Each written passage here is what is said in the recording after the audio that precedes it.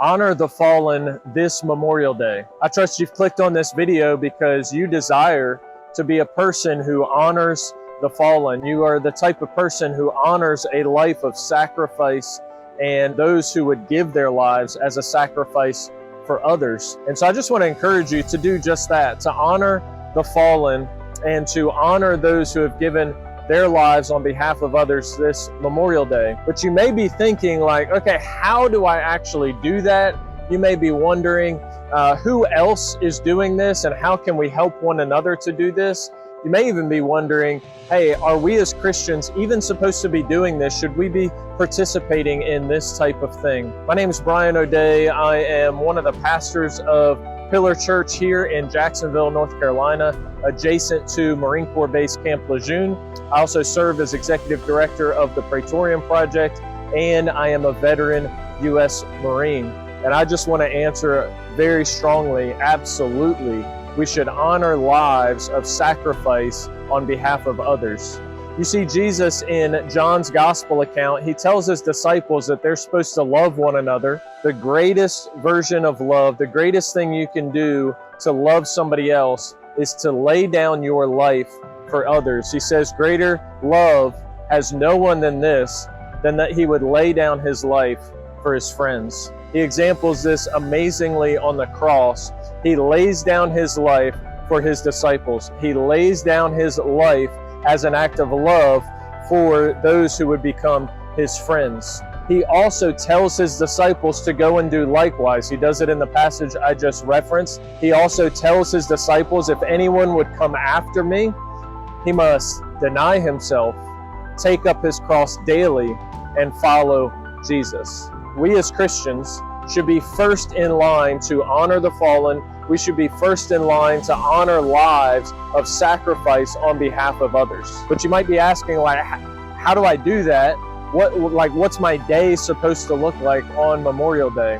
Well, it's appropriate to enjoy your freedom. It's appropriate to have a barbecue in the backyard. It's appropriate to gather together with friends. But I also want to encourage you to get together for a specific Memorial Day celebration. Wherever you're going to be this Memorial Day, whether it's the town that you live in or whether you're going to be traveling, if you would go onto your preferred search engine on the internet and you were to search Memorial Day and the city and state where you'll be, I can almost guarantee there's going to be some sort of Memorial Day remembrance gathering. And I encourage you to go to one of those. I think Christians should be kind of first in line to go there and to do that.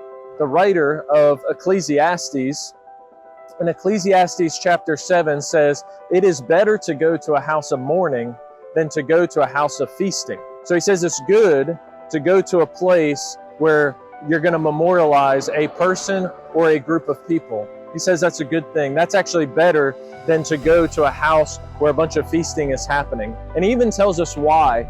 He says, because this is the end of all mankind, and the wise man lays into his heart, thinks on these things about his life and his death. And so when you go to a Memorial Day gathering, you should honor those who have lived and died lives and deaths of sacrifice.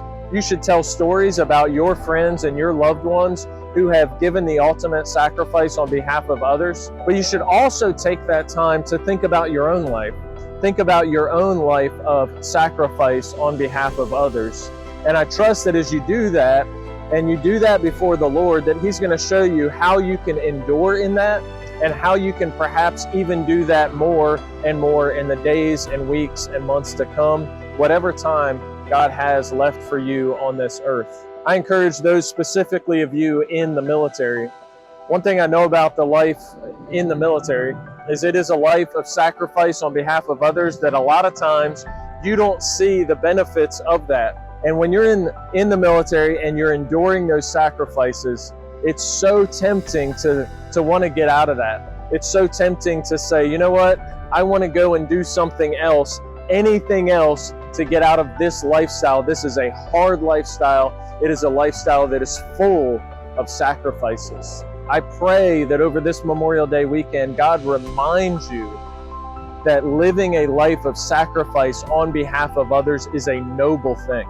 It is a thing that Christ honors. It is a thing that Christ has exampled, and it is a thing that Christ has actually called us to.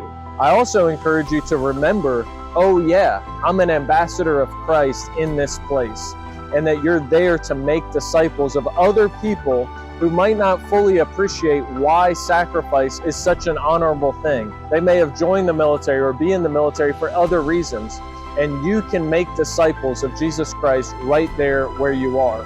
Now, what are we doing in the Praetorian Project to help one another?